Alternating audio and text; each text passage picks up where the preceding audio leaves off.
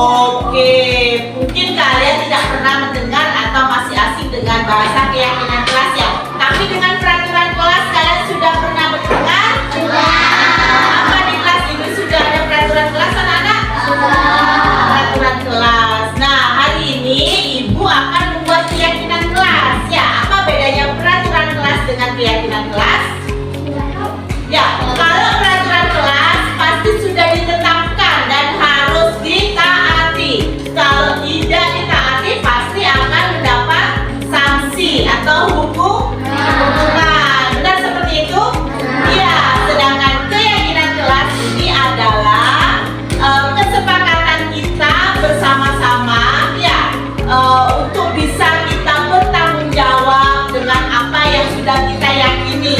Ya, jadi di sini istilahnya keyakinan kelas dibuat atas dasar kesepakatan kalian bersama-sama, dan dari keyakinan kelas itu kalian harus bisa mempertanggungjawabkan dengan apa yang akan kalian sepakati untuk keyakinan kelas ini. Paham anak-anak? Betul ya. Kalau keyakinan kelas ini biasanya mengandung kalimat positif. Ya, biasanya kalau peraturan kelas mengandung kalimat dilarang, tidak boleh. Bisa menyebutkan peraturan kelas biasanya? Tidak boleh mengotori kelas. Lari coba. Tidak boleh datang terlambat ya. Kalau keyakinan kelas diharapkan tidak mengandung kalimat negatif seperti dilarang, tidak boleh, tapi kita menggunakan kalimat positif ya. Seperti contoh apa? Tidak boleh mengotori kelas. Kata tidak boleh bisa dirubah menjadi selalu menjaga kebersihan kelas. Kemudian dari tadi apa? Tidak boleh datang terlambat. Bisa diganti dengan kalimat apa anak-anak? Selalu datang lebih awal. Mungkin seperti itu ya. Nah, sekarang Ibu akan membagikan kertas post-it ini kepada masing-masing anak. Silakan kalian menuliskan sekiranya apa yang akan menjadi kesepakatan untuk kelas ini yang nanti akan dituangkan ke dalam keyakinan kelas untuk kelas 5 ini. Ya, bisa anak-anak? Bisa. Oke.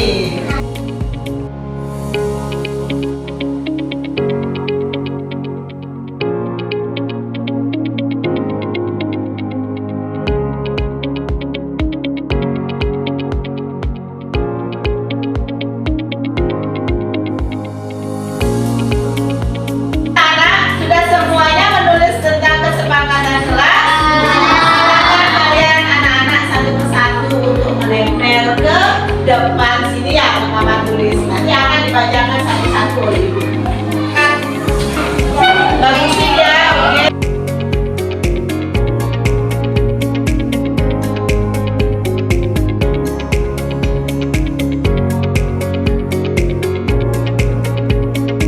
Terima kasih banyak. Kalian sudah membuat kesepakatan kelas masing-masing ya.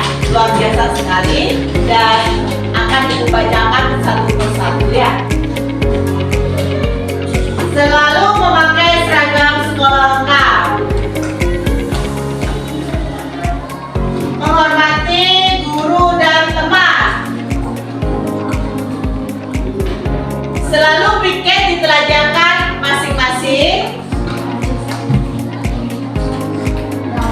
Selalu menghormati guru dan teman. Baik anak-anak, dari hasil kesepakatan kelas yang kalian buat tadi kita tuangkan ke dalam keyakinan kelas. Nah, keyakinan kelas ini harus kalian yakini dan harus menjadi tanggung jawab kalian agar semua yang sudah kalian tulis tadi bisa berjalan dengan baik ya. Kalau dilanggar dapat hukuman nggak Bu Guru? Kalau dilanggar dapat hukuman nggak Bu Guru? Tidak. Kalau untuk keyakinan kelas ini setidaknya memang kalian harus benar-benar menerapkan apa yang sudah kalian tulis ya. Jadi kalau kalian langgar tidak ada sanksi atau hukuman, tetapi kalian itu tadi harus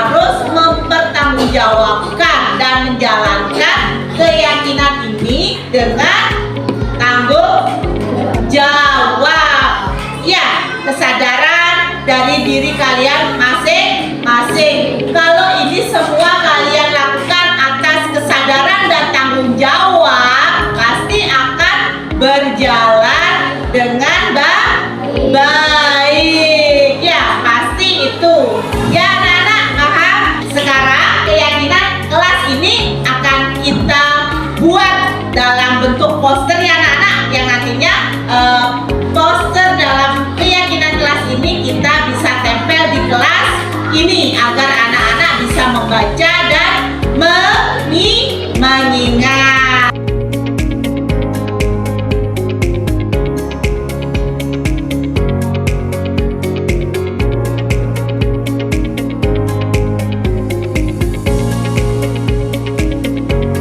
Baik anak-anak, setelah kita membuat keyakinan kelas ini dalam bentuk poster, sekarang biar tambah lengkap dan sah. Ya, sah berarti sudah apa? Sudah resmi bahwa kesepakatan kelas ini sudah disetujui oleh anak-anak. Setuju? Setuju. Ya, sekarang Ibu minta kepada kalian nanti masing-masing untuk menandatangani kesepakatan kelas ini. Ya, bisa dimulai dari depan. Silakan. Ya.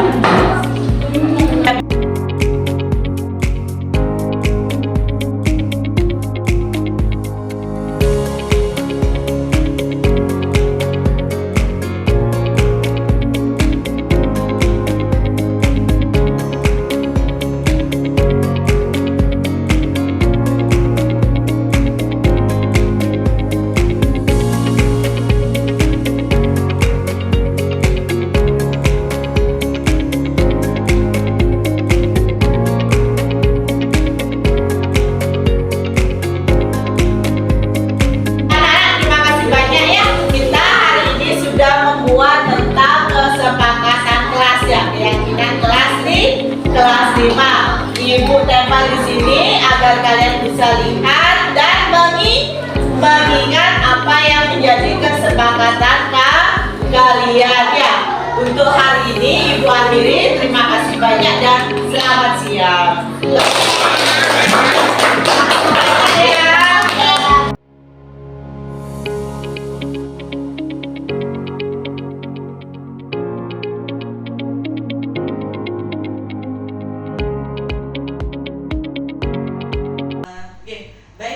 Terima kasih. Sebelumnya izinkan saya untuk menyapa terlebih dahulu Ibu yang terhormat Ibu Kepala Sekolah SDN 5 Baler Baliagung, Ibu Ninyoman Yusi Andriani, dan yang saya hormati Bapak Ibu pendidik serta staf kependidikan SDN 5 Baler Baliagung.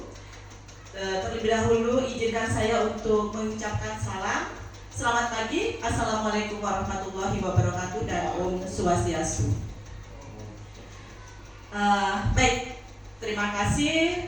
Sebelumnya juga saya sampaikan kepada Bapak Ibu yang sudah memberikan waktu luang untuk bisa mengikuti kegiatan pengimbasan budaya positif, yang mana kegiatan ini merupakan rangkaian dari tugas saya sebagai calon guru penggerak Angkatan 9 Kabupaten Jemberana.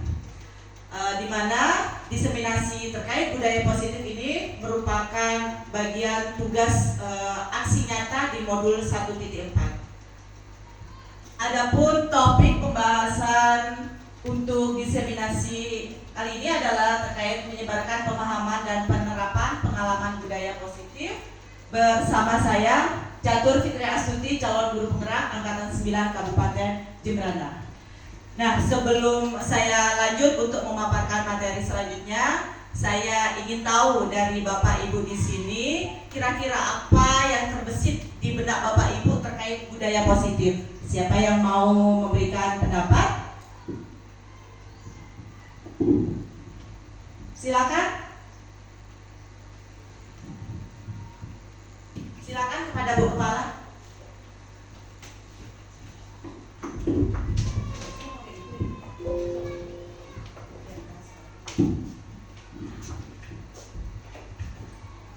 Terima kasih waktunya selanjutnya, menurut saya budaya positif yang diterapkan di sekolah yaitu sadar akan kebersihan lingkungan, kemudian disiplin kerja. Oke, terima kasih. Terima kasih banyak kepada Ibu Kepala yang sudah memberikan sedikit gambaran terkait budaya positif. Ya, seperti yang kita tahu, budaya positif secara umum itu mungkin adalah kita melakukan kebiasaan-kebiasaan baik. Nah, di sini kita lanjutkan ke materi berikutnya.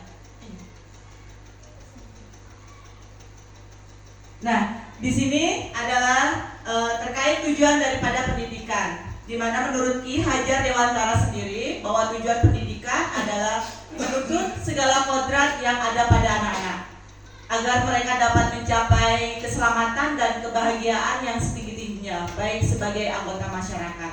Oleh sebab itu, pendidikan hanya dapat menuntun tumbuh atau hidupnya kekuatan yang ada pada anak-anak agar dapat memperbaiki lakunya, bukan dasarnya hidup dan tumbuhnya kekuatan kodrat anak.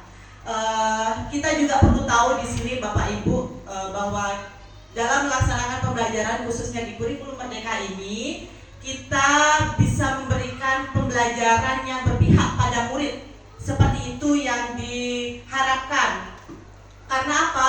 Di sini murid sebagai generasi penerus bangsa yang memang kita bentuk karakternya sesuai dengan profil pelajar Pancasila. Jadi seperti era saat ini, bagaimana kita sebagai pendidik untuk bisa memberikan pembelajaran yang mungkin bisa kita berikan dengan basis teknologi, ya, tapi tanpa meninggalkan budaya yang sudah melekat. Tuntunlah anak sesuai kodrat alam dan kodrat zaman, seperti itu. Nah, untuk budaya positif sendiri di sini bahwa budaya positif itu merupakan perwujudan dari nilai-nilai atau keyakinan universal yang diterapkan di sekolah. Budaya positif di sekolah yaitu nilai dan kebiasaan di sekolah yang berpihak pada murid agar mereka dapat berkembang menjadi pribadi yang kuat, penuh hormat dan bertanggung jawab sesuai dengan profil pelajar Pancasila. Ini nanti kedepannya yang kita harapkan kepada anak didik kita, bagaimana kita bisa mewujudkan anak-anak yang sesuai dengan profil pelajar Pancasila. Dan pentingnya budaya positif untuk diterapkan di sekolah itu memang sangat penting sekali ya. Kenapa? Karena kita sebagai pendidik itu dituntut untuk bisa membentuk karakter anak-anak didik kita, kemudian bisa membentuk tanggung jawab juga kepada mereka, dan membentuk budi pekerti luhur juga, berakhlak mulia sesuai dengan profil pelajar Pancasila. Dan juga di sini nanti terkait budaya positif ini diharapkan bisa membentuk, menumbuhkan motivasi intrinsik yang ada dalam diri murid. Nah, adapun konsep inti budaya positif yang akan dibahas pada hari ini, yang pertama yaitu ada perubahan paradigma belajar, disiplin positif, nilai-nilai kebajikan, kebutuhan dasar manusia, motivasi perilaku manusia, posisi kontrol guru, keyakinan kelas, dan terakhir adalah segitiga restitusi. Masih semangat Bapak Ibu Guru? Semangat. Tepuk terima.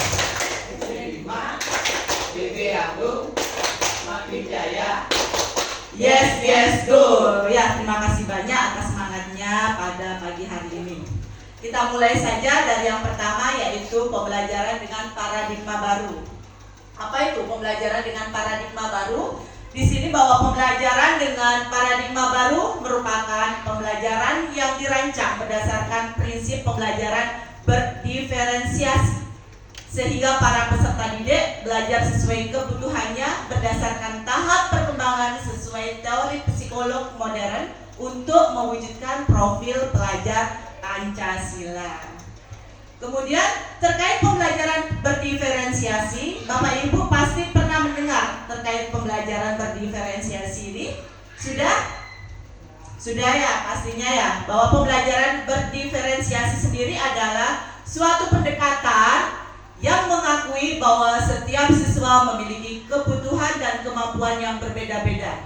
Jadi di sini jangan kita samakan semua anak didik kita terkait dengan kesiapan belajarnya. Pasti setiap anak itu berbeda ya, tergantung kita bisa nggak kita tahu dengan kesiapan mereka belajar, kemudian minat belajarnya dan profil belajarnya itu melalui penilaian diagnostik ya. Pasti kita melakukan penilaian diagnostik di awal pembelajaran dan itu harus kita laksanakan agar kita tahu kebutuhan dan karakter masing-masing murid itu tidaklah sama. Kemudian di sini dalam pembelajaran berdiferensiasi sendiri, siswa pasti diberikan pilihan-pilihan yang bervariasi dalam hal materi pembelajaran, metode pengajaran dan penilaian. Ya, seperti yang saya jelaskan tadi, bahwa kita sebagai guru harus bisa memetakan terkait kesiapan belajar anak, kemudian minat belajar. Di dalam pembelajaran berdiferensiasi ini terdapat 3 strategi yang bisa kita lakukan ya untuk bisa memenuhi kebutuhan belajar peserta didik. Ada pembelajaran berdiferensi konten, proses dan produk. Ya, di mana setiap anak itu pasti lain-lain dalam hal untuk mempersiapkan diri dalam pembelajaran. Misalnya ada yang suka mendengarkan gurunya saja, dia tergolong dalam auditori ya. Kemudian dia biasanya senang dengan tayangan video ya, biasanya itu dia masuk ke visual atau audiovisual ya, karena dia bisa melihat dan mendengarkan. Mungkin seperti itu mereka lebih suka gaya belajar seperti itu, dia lebih memahami materi yang masuk. Kemudian ada lagi kinestetik, mungkin ada lagi murid Bapak Ibu di kelas yang kebanyakan gerak, dia nggak mau diam. Ya, bagaimana caranya kita bisa maksudnya di sini kita bisa tahu untuk bisa memenuhi kebutuhan belajar murid dengan anak yang hobinya gerak, mungkin dengan kita membuat suatu produk atau menghasilkan suatu karya, itu kan juga melibatkan kinestetik anak-anak seperti itu. Nah, di sini dalam membangun budaya positif, sekolah juga dapat menyediakan lingkungan yang positif, aman dan nyaman agar siswa mampu berpikir, bertindak dan mencipta dengan merdeka, mandiri dan bertanggung jawab. Disiplin ini sangat berkaitan dengan kontrol guru terhadap siswa. Bisa dipahami dari sini? Iya. Saya lanjut ya. Nah, di sini ada 6 dimensi profil pelajar Pancasila yang pastinya Bapak Ibu sudah tahu ya terkait 6 dimensi profil pelajar Pancasila. Yang pertama ada beriman, bertakwa kepada Tuhan Yang Maha Esa. Pastinya kita sebagai pendidik juga mengharap peserta didik kita menjadi peserta didik yang mempunyai iman, berakhlak mulia dan taat kepada Tuhan Yang Maha Esa. Kemudian berkebinekaan global. Kita juga tahu di sini banyak sekali beragam agama, budaya yang ada di sekolah ini. Bagaimana kita sebagai pendidik juga bisa mengajarkan kepada anak-anak untuk bisa menghargai satu sama lain tanpa memandang adat budaya yang berbeda ya. Kemudian bergotong royong. Bagaimana kita sebagai pendidik juga bisa mewujudkan kolaborasi antara siswa dengan siswa atau siswa dengan guru ya. Kemudian ada kreatif ya, pastinya kita sebagai pendidik diharapkan juga untuk bisa menumbuhkan kreativitas pada anak-anak kita dan bernalar kritis serta mandiri. Seperti itu. Nah, saya lanjut lagi terkait miskonsepsi tentang teori kontrol. Apa itu miskonsepsi?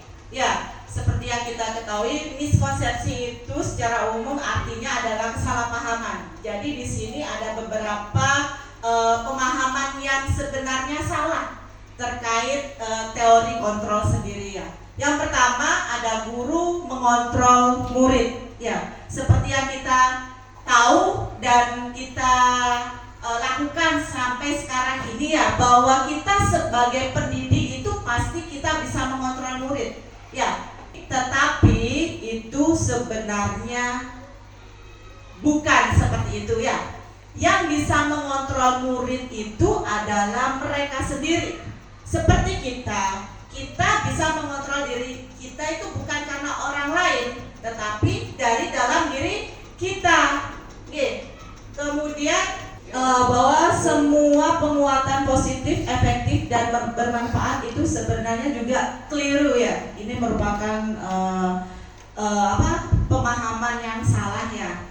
Bahwa kita maunya bisa mengapresiasi anak-anak karena memberi penghargaan karena prestasi yang mereka raih, seperti itu sebenarnya salah ya. Kemudian yang ketiga di sini ada bahwa kritik dan membuat rasa bersalah mampu menguatkan karakter. Itu juga pemahaman yang keliru ya. Kita sering sekali sebagai pendidik gampang sekali kita kalau anak-anak berbuat salah, gampang sekali kita mengkritik atau sudah mengejudge anak itu salah. Ya, seperti itu malah kita tidak bisa membentuk karakter anak-anak. Kemudian di sini ada bahwa orang dewasa berhak memaksa. Itu juga merupakan pemahaman yang keliru. Ya, kita sendiri sebagai orang dewasa mau nggak dipaksa? Mau? Tidak ya. Sama dengan halnya dengan anak-anak didik kita ya. Kita juga tidak memaksa sebagai seorang guru yang dewasa, dianggap dewasa. Kita tidak bisa memaksa anak untuk berbuat baik ya. Semua itu harus timbul sesuai dengan kesadaran dari anak-anak itu sendiri ya, bukan kita memaksa anak untuk berubah menjadi lebih baik. Mungkin pada saat itu kita kasih tahu anak jangan datang terlambat ya, mungkin akan dilakukan, dia tidak akan datang terlambat, tapi di suatu saat nanti kebiasaan seperti itu akan kembali lagi ya Bapak Ibu. Nah, miskonsepsi tentang teori kontrol ini dari Dr. William Glasser. Sekarang ke mengubah paradigma stimulus respon ke pendekatan teori kontrol. Nah, di sini ada stimulus respon dan teori kontrolnya ya.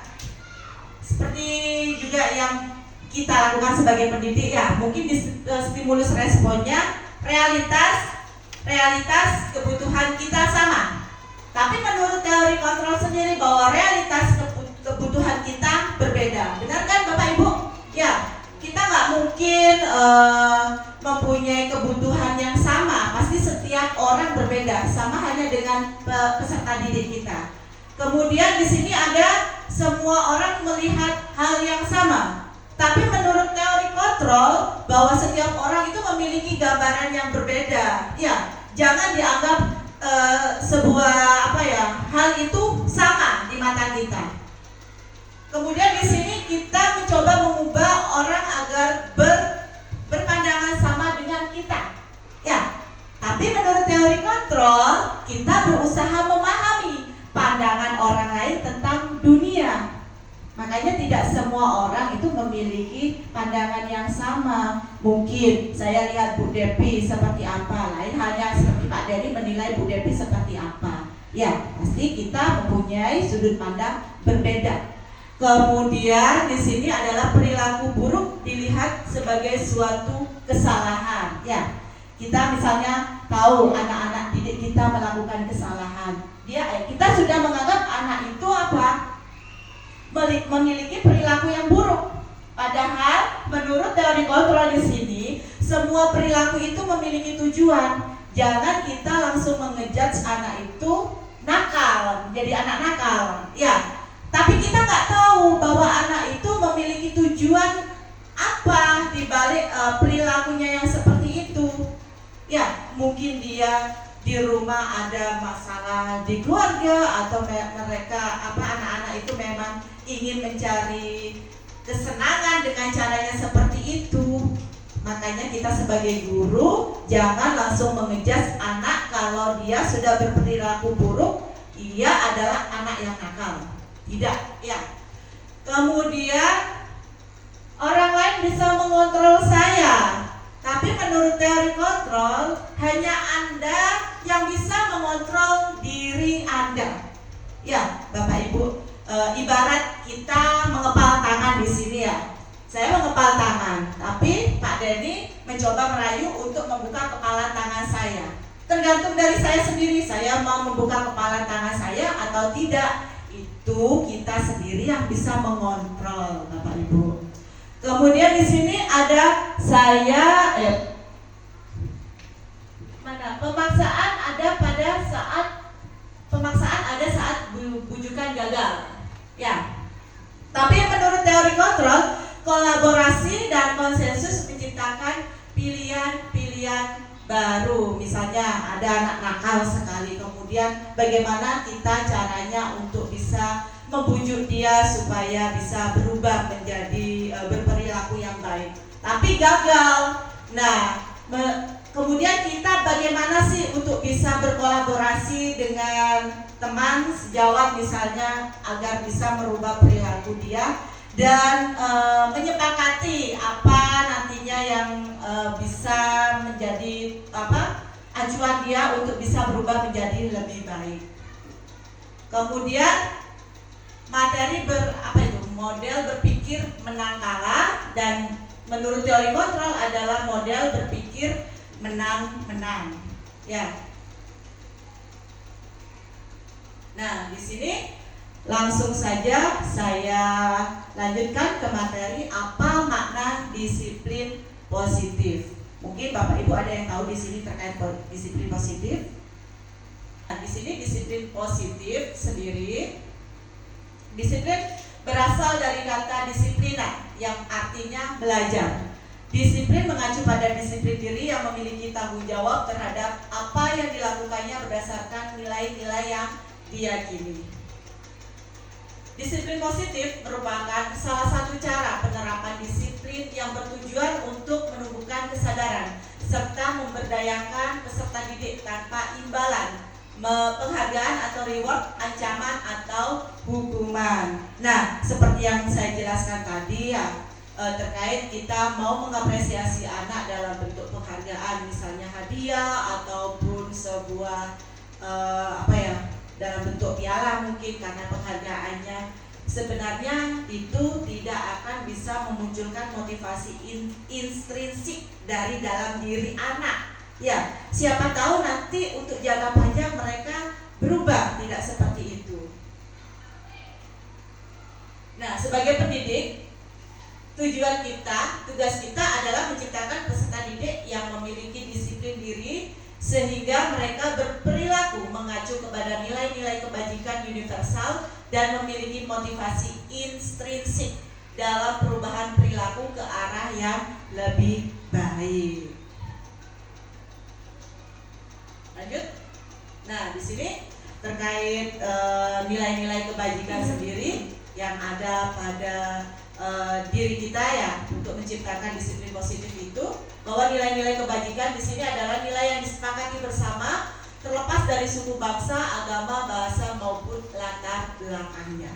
Banyak sekali contoh-contoh nilai kebajikan. Pastinya di sini nilai-nilai kebajikan itu mengandung hal yang positif, semua nilai-nilai yang baik. Ya, seperti contoh ya misalnya Bapak Ibu kalau naik sepeda motor pastinya memakai helm.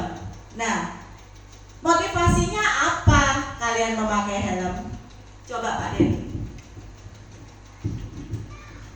Supaya tidak kecelakaan. Oh, bagus, supaya tidak kecelakaan. Mungkin ada lagi yang lain. Saya memakai helm pada saat berkendara karena saya mematuhi peraturan lalu lintas yang ada.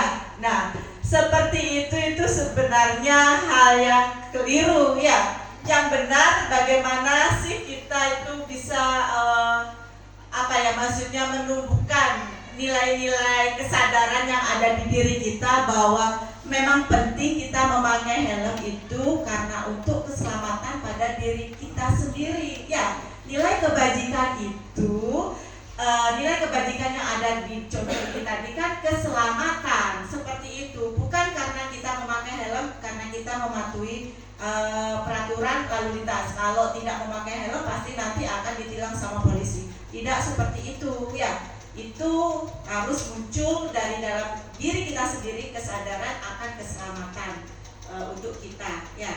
Di sini ada contoh nilai kebajikan institusi atau organisasi ya. Dari profil pelajar Pancasila pastinya Bapak Ibu juga sudah tahu nilai-nilai kebajikan yang ada di sana, yaitu ada beriman dan bertakwa pada Tuhan Yang Maha Esa dan berakhlak mulia.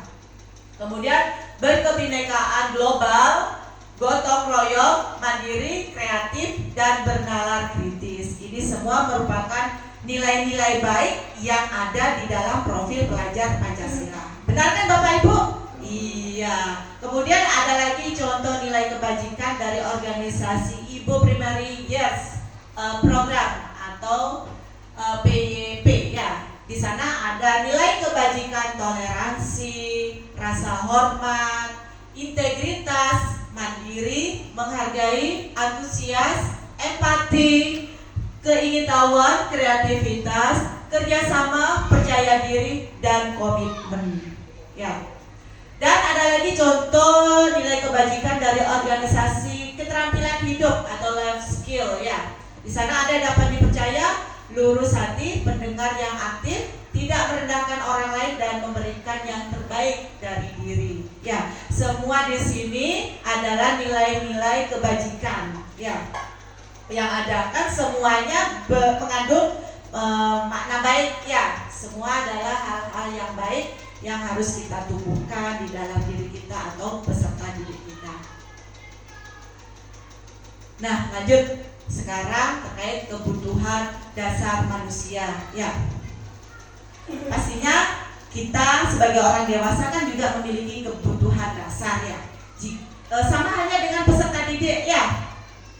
Jika kebutuhan dasar kita misalnya dari salah satu kebutuhan dasar tidak terpenuhi, juga nanti akan mempengaruhi perilaku dari peserta didik tersebut atau kita ya. Misalnya kalau kita dalam kondisi lapar, apa yang terjadi? Tidak konsentrasi, benar itu. Apalagi pasti marah-marah ya, ngamuk-ngamuk kalau kita lapar, kurang tidur. Makan tidur itu juga termasuk kebutuhan dasar ya, yang harus dipenuhi baik oleh kita maupun peserta didik. Nah, di sini kebutuhan dasar manusia adalah segala sesuatu yang kita lakukan untuk mendapatkan apa yang kita inginkan. Seluruh tindakan yang kita lakukan memiliki tujuan tertentu dan semua usaha terbaik yang kita lakukan adalah dalam rangka agar kebutuhan dasar kita terpenuhi dengan baik. Ya Bapak Ibu ya. Nah, di sini ada 5 kebutuhan dasar manusia yang harus terpenuhi ya. Yang pertama ada bertahan hidup. Pastinya ya itu merupakan kebutuhan primer yang memang harus terpenuhi baik kita sebagai orang dewasa maupun anak-anak juga. Contohnya seperti makanan, pakaian, tempat tinggal, kemudian keamanan dan kesehatan. Ya. Kedua ada kasih sayang dan rasa diterima, ya, rasa diterima, dipedulikan, berbagi, kerjasama, menjadi bagian dalam kelompok, ya. Seperti saya ambil contoh murid kita yang selalu bermasalah nih, si Rohim, ya. Kenapa perilakunya Rohim seperti itu? Ya, mungkin dia ada salah satu kebutuhan dasar yang tidak terpenuhi. Mungkin di sini di kurangnya kasih sayang dan rasa diterima. Ya, karena kita lihat sendiri si Rohim itu kadang sering menyendiri, ya. Mungkin dia tidak mau bergaul dengan temannya atau temannya tidak mau menerima dia, kita tidak tahu. Nah, ini tugas dari wali kelasnya nanti, ya. Bagaimana wali kelasnya bisa menyikapi untuk bisa memenuhi juga kebutuhan dari kebutuhan dasar daripada si murid yang bermasalah ini. Kemudian penguasaan juga, harga diri, keinginan dianggap memimpin, berprestasi, diakui dan didengar, ya. Pastinya anak-anak merasa bangga jika mereka itu dianggap bisa lah. Kemudian kebebasan di sini adalah mandiri, memiliki pilihan, mencoba hal baru, mampu mengendalikan arah dirinya. Ya, kita tahu bahwa setiap anak itu berbeda, ya. Mungkin ada anak yang pendiam, penurut, ada anak yang pecicilan, nggak bisa diam, ya. Ya, bagaimana kita menyikapi saja, ya. Mungkin seperti itu karakteristik anak itu. Sudah dikasih tahu, tetap aja tidak mau diam. Ya, kita harus memaklumi dengan kebutuhan dasar di kebebasan ini. Mungkin dengan dia kesana kesini tidak mau anteng duduk di kelas seperti itu, menganggap dirinya itu merasa bebas, merasa nyaman, ya biarkan saja, ya. Tapi tetap kita harus kasih tahu dan kita kontrol, ya. Ya mungkin seperti itu nyamannya dia bergerak atau ngomong-ngomong, kita juga tidak boleh ayo diam, duduk gitu. Tidak seperti itu, ya. Karena seperti itu membuat mereka tidak akan merasa nyaman, ya. Kemudian di sini kesenangan, bermain, humor, antusiasme dan tertawa, ya. Biarkan mungkin mereka habis belajar terus misalnya bermain, biarkan saja. Yang penting kita tetap kasih tahu, ya, boleh bermain tapi jangan ganggu temannya yang lain, gitu, seperti itu. Mungkin dengan keadaan seperti itu membuat dia merasa lebih enak belajar di kelas, ya. Yang penting membuat anak-anak itu nyaman. Nah, sekarang terkait motivasi perilaku manusia. Di mana di sini motivasi perilaku manusia seperti yang saya contohkan tadi, memakai helm karena apa? Untuk menjaga diri agar selamat, ya. Atau bisa jadi karena mematuhi peraturan lalu lintas. Ini juga halnya sama yang pertama, ya, motivasi perilaku manusia untuk menghindari ketidaknyamanan atau hukuman, atau motivasi ekstrinsiknya itu tadi, ya, ekstrinsik, ya. Ya, contohnya gini, ya. Anak-anak kita tahu kalau jam sekolah itu jam 7, ya. Anak-anak pastinya kan nggak mau datang terlambat, ya. Terus motivasi dia itu apa? Oh, karena biar tidak ditegur sama bapak ibu guru, seperti itu. Itu tidak menumbuhkan motivasi intrinsik pada anak. Jadi dia itu biar untuk menghindari agar tidak dihukum oleh bapak ibu guru, ya, seperti itu. Kemudian motivasi perilaku yang kedua di sini untuk mendapatkan imbalan atau penghargaan dari orang lain, juga termasuk dari motivasi ekstrinsiknya, ya. Makanya kalau dikit-dikit kita kasih hadiah ke anak-anak itu lain lagi ceritanya, ya. Jadi anak-anak nanti bisa ketagihan kalau nggak dikasih hadiah, malas-malasan dah, nggak ada motivasi untuk belajar atau meningkatkan prestasi, ya. Kemudian yang untuk nomor 1 dan 2 ini tadi kan termasuk motivasi ekstrinsik, bukan dari kesadaran diri mereka sendiri. Karena itu tadi untuk menghindari ketidaknyamanan atau hukuman dan untuk mendapatkan imbalan. Ini untuk jangka panjangnya juga tidak baik, ya. Mungkin nanti kedepannya dia akan berubah, tidak seperti itu. Yang ketiga, untuk menjadi orang yang mereka inginkan dan menghargai diri sendiri dengan nilai-nilai yang mereka percaya.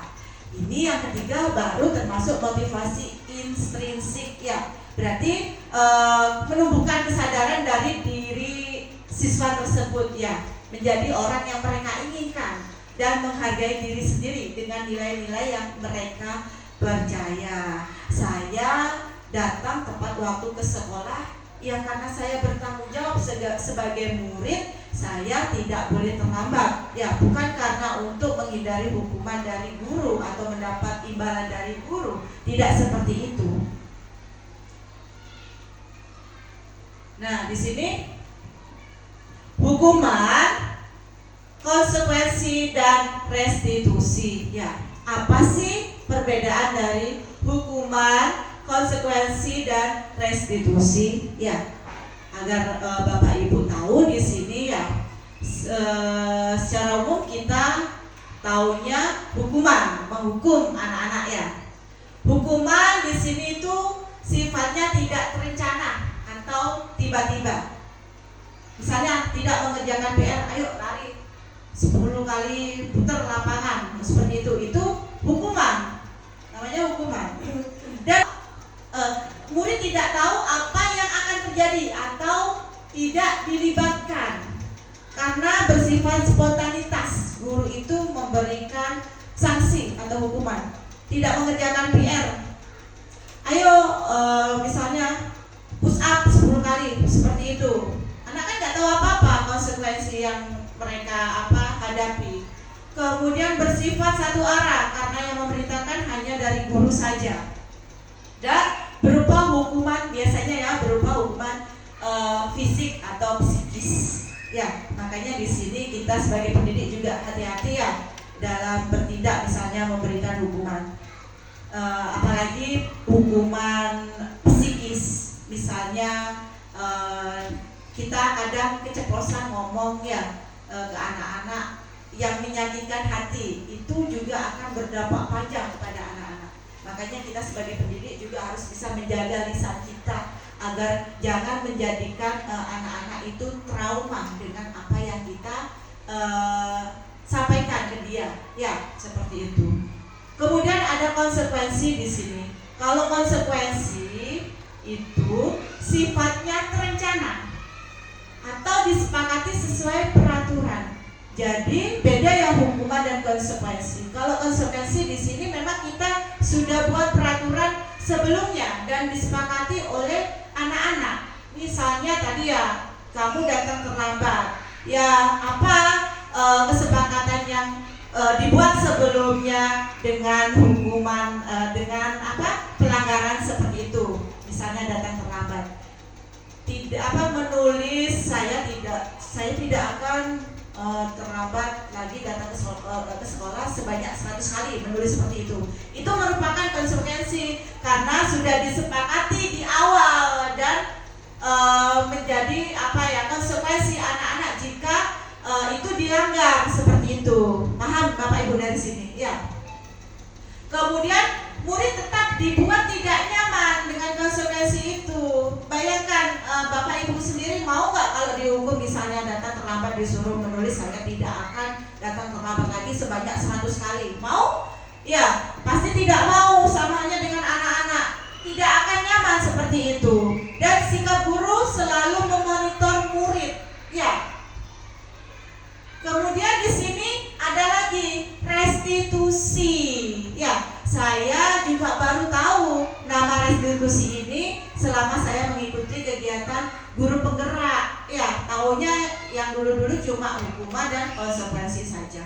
Kalau restitusi di sini adalah proses menciptakan kondisi bagi murid untuk memperbaiki kesalahan. Jadi, jika anak didik kita berbuat salah, kasihlah kesempatan dia untuk bisa memperbaiki kesalahan.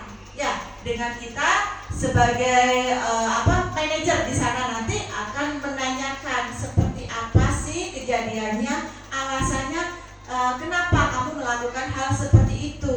Ya, tanpa memberikan sifatnya hukuman yang bersifat kekerasan, tidak seperti itu ya, tapi melalui pendekatan itu tadi, pendekatan restitusi ini nanti akan dibahas di selanjutnya. Kemudian proses kolaboratif yang mengajarkan murid untuk mencari solusi sendiri ya. Pasti dengan pendekatan ini mereka akan berpikir bagaimana dia bisa memperbaiki diri atas kesalahan yang mereka buat. Makanya kita sebagai guru juga memberikan kesempatan anak-anak untuk bisa memperbaiki kesalahan. Ya, maaf ya, ini beda lagi dengan cerita kita pada saat SD. Kita dulu kalau sekolah ya, apalagi guru-guru yang senior, kalau salah sedikit aja sudah dikasih hukuman berupa hukuman fisik ya, dipukul apa, dilempar penghapus seperti itu. Tapi sekarang jangan dilakukan seperti itu ya. Ya, karena akan berdampak panjang, berdampak untuk jangka panjang anak ke depannya nanti. Nah, di sini ada hukuman dan konsekuensi. Maaf ya, nggak kelihatan. Ada identitas gagal dan identitas sukses. Kalau hukuman, ya pastinya adalah sesuatu yang menyakitkan, harus terjadi. Kemudian tidak nyaman untuk murid atau anak-anak untuk jangka waktu panjang. Kemudian korban mendapatkan keadilan. Terus murid atau anak akan tersakiti kalau dari hukuman. Dan perilaku pasif agresif meningkat. Kasih hukuman tidak malah menjadi baik, tapi menjadikan anak itu menjadi lebih buruk, seperti itu. Dan sistem tidak akan berjalan bila murid tidak takut. Apalagi kalau kita lihat murid-murid yang sekarang ini banyak yang menentang atau melawan guru. Kalau kita kasih hukuman malah tambah melawan, kan? Dan berlaku hanya pada sebuah institusi, tidak berlanjut pada kehidupan nyata. Mungkin di sekolah kita didik, kita berikan hukuman, tapi nanti untuk kedepannya ya, kalau mereka sudah terjun ke masyarakat, apa yang terjadi? Mungkin bisa menjadi lebih kriminal daripada saat dia berada di sekolah. Dan peraturannya adalah kamu harus seperti itu. Dan murid atau anak membenci peraturan. Jadi mereka itu benci peraturan. Sedangkan di disiplin, di konsekuensi itu sesuatu harus terjadi. Tidak nyaman untuk murid atau anak untuk jangka waktu pendek. Itu untuk konsekuensi. Kemudian korban bisa diabaikan. Dan murid atau anak dibuat tidak nyaman, masih ya kalau dengan konsekuensi. Penguatan hanya bertahan dalam jangka waktu pendek. Dan apa lagi nih? Memerlukan monitoring dan supervisi terus-menerus dari guru. Misalnya kita sedang menghadapi kasus anak yang suka membuli. Ya mungkin di sini kita terus mengontrol anak supaya belajar berubah menjadi lebih baik. Tapi dengan konsekuensi itu yang terjadi nanti anak akan kembali lagi menjadi tukang bully atau lebih keras membuli temannya lagi nanti di luar. Dan membantu penerapan mengikuti peraturan dalam masyarakat. Apa peraturannya? Mampukah kamu melakukannya? Terima kasih. Dan murid atau anak menghormati peraturan, cuma menghormati saja, tapi tidak bisa menerapkan dengan baik. Itu konsekuensi. Nah, kalau restitusi di sini ya, restitusi merupakan pilihan. Ya, makanya kita memberikan kesempatan kepada anak untuk bisa memperbaiki kesalahannya. Kemudian menguatkan untuk murid atau anak dalam jangka waktu panjang. Ya, ini nanti yang diharapkan kita sebagai pendidik untuk bisa membentuk karakter yang kuat kepada anak didik kita. Kemudian korban mendapatkan ganti, murid atau anak mendapatkan penguatan dan masalah terpecahkan. Kemudian murid belajar bertanggung jawab untuk perilakunya. Fokus pada pemecahan masalah dalam jangka waktu panjang. Dan apa yang kamu yakini, apa yang bisa kamu lakukan untuk memperbaiki masalah ini. Dan terakhir adalah murid atau anak menghormati dirinya dan orang lain. Itu kalau restitusi. Muncullah di sini motivasi intrinsik atau kesadaran diri dalam diri anak. Nah, ini contoh Contoh hukuman dan konsekuensi ya. Mungkin saya bacakan dulu.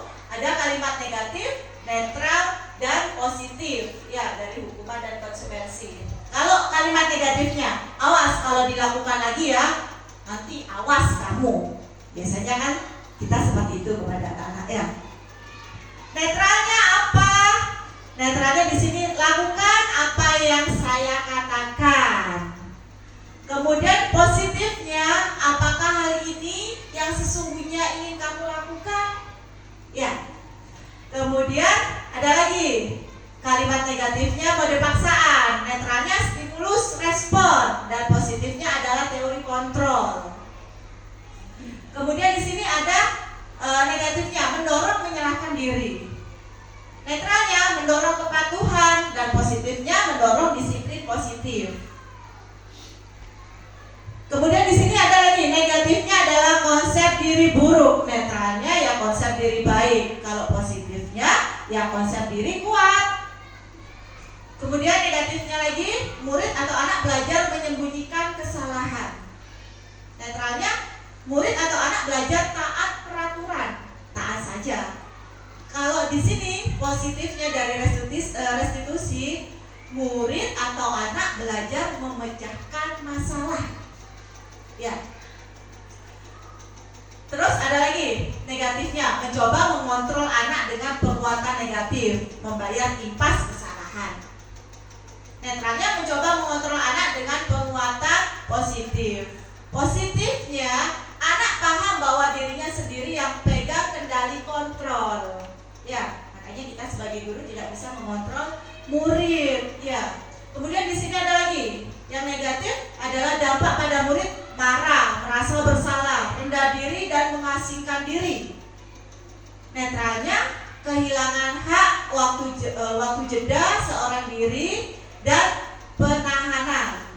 Kalau positifnya dari restitusi, murid atau anak tidak kehilangan waktu, namun bersemangat untuk bisa memperbaiki diri mereka sendiri. Kemudian negatif dari hukuman tiba-tiba tidak diharapkan atau sangat melukai. Netralnya sudah diketahui masuk akal. Dan positifnya dari pendekatan restitusi ini berupa undangan untuk mengadakan restitusi. Dan terakhir negatifnya dari hukuman dibuat guru. Netralnya dibuat oleh guru atau murid ya, berupa kesepakatan tadi. Konsekuensinya apa kalau melanggar peraturan ini. Kalau restitusi dibuat oleh murid atau anak, ya mereka yang buat kesepakatan itu. Kita lanjut. Nah, di sini Bapak Ibu saya ajak untuk berlatih ya. Ini termasuk hukuman atau konsekuensi. Sebelumnya saya nanya terkait hukuman, konsekuensi dan restitusi tadi sudah paham? Ya, yuk kita lihat nomor 1. Mencatat 100 kali di dalam buku kalimat. Saya tidak akan terlambat lagi karena terlambat ke sekolah. Hukuman, restitusi, apa konsekuensi? Apa Bu Devi? Konsekuensi. Oke, sudah mulai paham ya. Karena ini kesepakatan ini sudah dibuat sebelumnya. Kamu kalau langgar ini pasti kamu disuruh mencatat, mendapat hukuman mencatat saya tidak akan terlambat lagi. Kemudian lari mengelilingi lapangan basket 2 kali karena terlambat hadir di sekolah. Siapa yang bisa? Hukuman. Yuk kita lihat jawabannya. Oke, benar ya, hukuman ya. Karena terjadi secara tiba-tiba dan anak itu tidak tahu apa yang akan dia terima. Ya, hukuman, betul.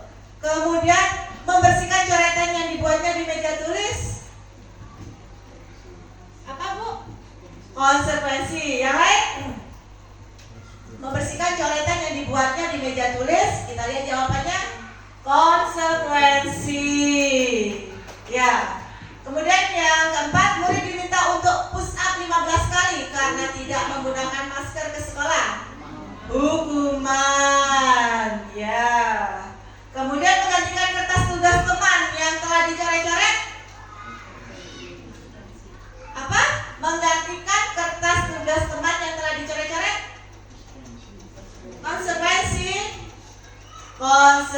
konsekuensi ya. Berjemur di lapangan basket pukul 12 siang karena mengobrol dengan teman, hukuman. Murid diminta bertelanjang kaki sepanjang hari karena tidak menggunakan sepatu warna hitam sesuai peraturan sekolah. Apa? Konsekuensi. Hukuman. Ya. Karena secara langsung kan spontanitas. Kemudian berdiri di depan kelas sambil mengangkat kaki satu karena tidak bisa menjawab pertanyaan. Hukuman. Kasih tepuk tangan dulu untuk Bapak Ibu sini. Luar biasa. Masih semangat? Tambah semangat. Semangat. Saya lanjut ya. Nah, di sini ada 5 posisi kontrol guru. Di mana biasanya yang paling banyak kita lakukan, kita berada di posisi kontrol yang mana Bapak Ibu?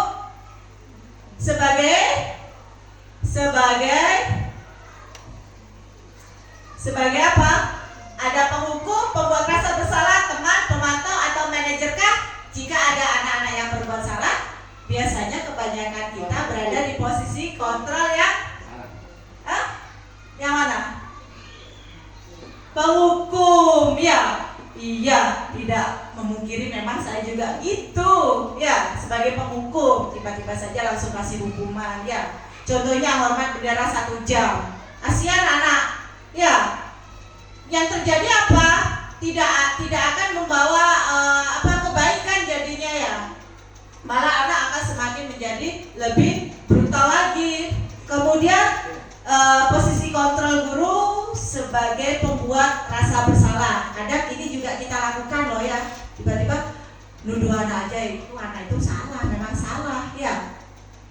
Biasanya berapa kali Bapak Ibu harus memberitahu kamu selalu saja mengecewakan ibu bapak, ya. Itu posisi kontrol guru sebagai pembuat rasa bersalah. Kalau teman, ada yang sedang melakukan di sini? Posisi kontrol sebagai teman? Belum. Ada yang sedang melakukan? Ada. Oh, ada ya. Syukurlah. Kalau teman seperti ini, ayo dong ikuti aturan sekolah. Tolong bantu Bapak Ibu ya sekali ini. Ya sudah tidak apa-apa lain kali. Jangan sampai berbuat ini lagi ya. Nah, sebagai teman ya jadi enak ini ngasih tahu anak-anak. Kemudian sebagai pemantau, ada juga yang sudah melakukan sebagai pemantau. Contohnya di sini, kamu sudah melanggar peraturan sekolah, kamu tahu konsekuensinya. Atau setelah upacara kamu beli atributnya ke koperasi dan jangan ulangi lagi. Ya, pernah ya kita menjadi posisi kontrol di pemantau ini. Kalau sebagai manajer, ada yang sudah mempraktikkan. Misalnya di situ, apakah kamu tahu kesalahanmu? Kira-kira bagaimana kamu memperbaiki kesalahanmu itu? Ada yang pernah seperti itu? Ada juga. Wah, luar biasa ya. Itu nanti bisa dilanjutkan ya. Saya juga di sini kalau tidak ikut kegiatan program guru penggerak ini juga tidak akan tahu posisi guru sebagai manajer. Oh, seperti itu ya menyikapi anak yang bermasalah ya. Tidak langsung mengejudge anak seperti itu, membuat mereka merasa bersalah. Tapi cari tahu alasannya apa, tujuannya apa, motivasinya dia apa melakukan hal seperti itu. Ya. Semoga nanti Bapak Ibu di sini juga bisa menerapkan posisi kontrol guru sebagai manajer dalam hal menyikapi anak-anak yang bermasalah ya, Bapak Ibu. Oke? Nah, lagi ya di sini posisi kontrol guru, saya ingin tahu juga pemahaman Bapak Ibu terkait posisi kontrol guru. Yang pertama, saya kecewa sekali dengan kamu, termasuk apa?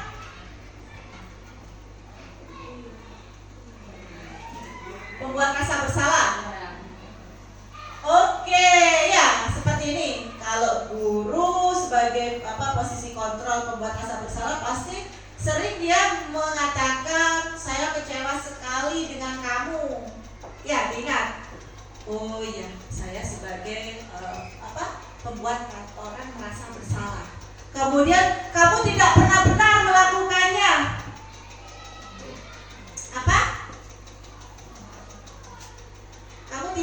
benar melakukannya. Posisi kontrol guru sebagai buat rasa bersalah, penghukum. Ya, tidak pernah benar ya.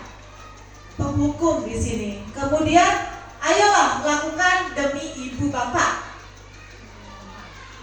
Teman. Oke, ya posisi kontrol guru sebagai teman. Terus apakah kamu mau mendapatkan stiker bintang hari ini? Apakah kamu mau mendapatkan stiker bintang hari ini? Termasuk mana? Pemantau. Ya. Bagaimana kamu bisa menyelesaikan masalah ini? Manajer. Kamu selalu yang paling terakhir. Penghukum. Ya, Bapak Ibu.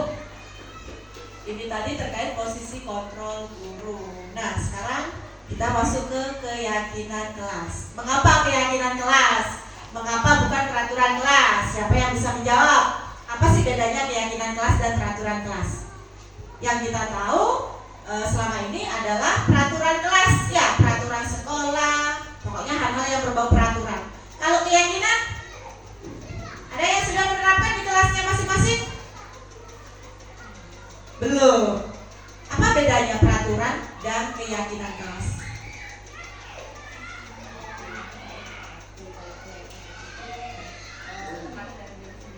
Baik, betul sekali Bu Depi, benar ya. Kalau peraturan itu memang kita buat dan anak itu memang harus mentaati peraturan itu. Kalau dilanggar pun akan mendapatkan konsekuensinya, ya. Kalau keyakinan kelas itu dibuat atas dasar kesepakatan bersama anak-anak. Disepakati dan kemudian anak-anak bisa mempertanggungjawabkan dari apa yang mereka buat. Karena di keyakinan kelas itu mengandung nilai-nilai kebajikan itu tadi, ya. Nah, dengan keyakinan kelas yang dibuat itu di situ nanti akan menumbuhkan motivasi intrinsik dari dalam diri siswa, ya, kesadaran diri, ya. Makanya bagi Bapak Ibu di sini yang kelasnya masih ada peraturan kelas, nanti bisa diubah menjadi keyakinan kelas, tapi atas dasar kesepakatan anak-anak. Ya. Nah, di sini pembentukan keyakinan kelas, bahwa keyakinan kelas itu bersifat abstrak, berupa pernyataan universal karena mengandung nilai-nilai kebajikan. Terus dibuat dalam pernyataan positif. Ya, seperti yang kemarin saya lakukan dalam membuat keyakinan kelas di kelas 5, ya, bahwa di dalam keyakinan kelas itu tidak ada kalimat yang mengandung kalimat negatif. Jangan, tidak boleh, itu tidak ada di dalam keyakinan kelas. Ya, bagaimana kita mengubah menjadi kalimat positif? Misalnya, jangan buang sampah sembarangan. Kalau diubah menjadi kalimat positif tanpa menyertakan kata jangan, buanglah sampah pada tempatnya atau jagalah kebersihan kelas. Itu kan kelihatan lebih enak, ya, didengar dan diresapi, ya. Kemudian jangan datang terlambat. Datanglah tepat waktu, mungkin seperti itu, ya. Jadi anak-anak di sana itu bisa mempertanggungjawabkan, ya, dengan nilai-nilai yang sudah mereka buat. Kemudian sedikit saja agar mudah diingat, ya, seperti contoh tadi, buanglah sampah pada tempatnya. Nah, sesuai dengan kondisi kelas dan sekolah sehingga mudah diterapkan dan semua warga sekolah atau warga kelas dilibatkan saat membuat keyakinan kelas. Ini yang penting, ya, karena kita ingin tahu kesepakatan dari anak-anak itu tadi, kemudian dituangkan ke dalam keyakinan kelas itu tadi, ya. Bisa nanti diterapkan kepada masing-masing kelas, ya. Seperti kemarin saya buat kertas post-it, di mana anak-anak saya bagi kertas post-itnya, saya suruh untuk menuliskan nilai apa saja, kesepakatan apa saja yang ingin kamu tuangkan nantinya ke dalam kesepakatan kelas ini, ya. Nah, sini kita bertemu lagi di segitiga restitusi. Apa sih tadi segitiga restitusi? Adalah suatu proses dialog yang dijalankan oleh guru agar dapat menghasilkan murid yang mandiri dan bertanggung jawab. Ya, di mana pada pendekatan restitusi ini anak-anak diberikan waktu dan kesempatan untuk bisa memperbaiki kesalahannya sendiri. Ya, nah pada segitiga restitusi ini terdapat 3 tahapan. Yang pertama ada menstabilkan identitas, validasi tindakan yang salah, dan menanyakan keyakinan.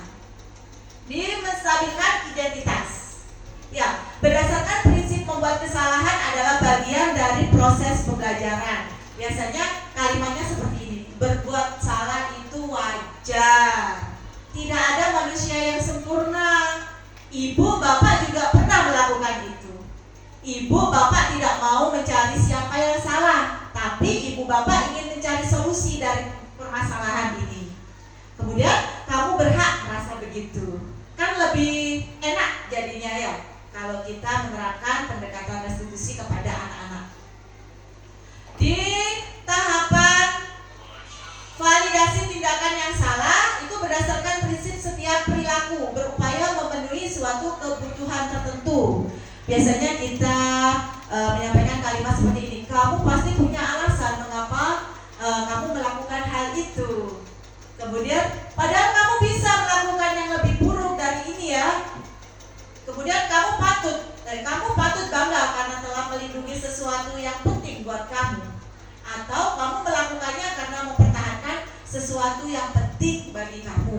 Itu masuk di tahapan validasi tindakan yang salah. Jadi di sini kita juga harus mengetahui alasan dari anak-anak berperilaku seperti itu atau berbuat kesalahan.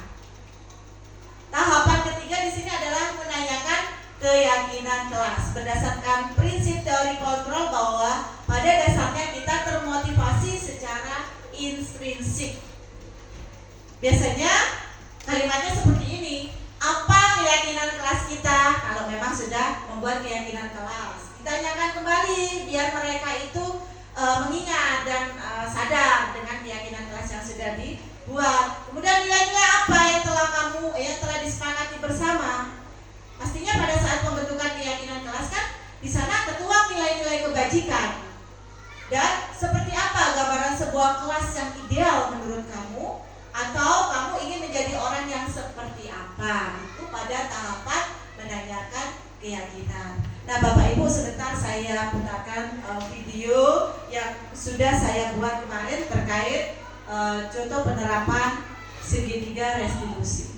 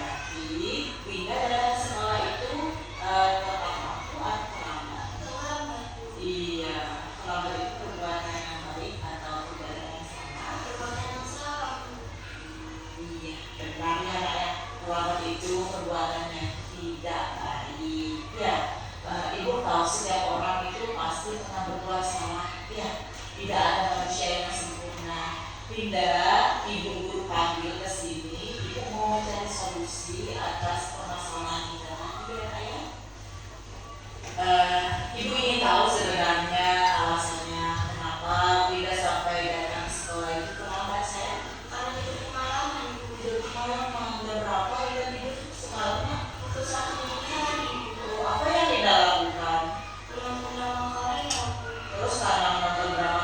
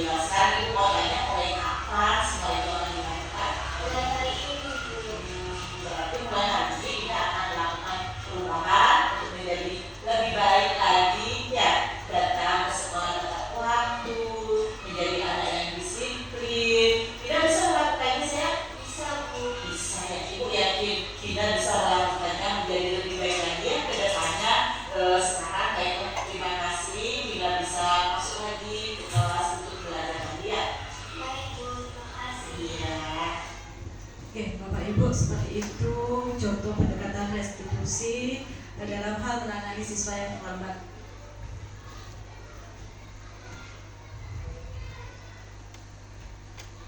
Nah, kira-kira yang Bapak Ibu bisa melakukan seperti itu?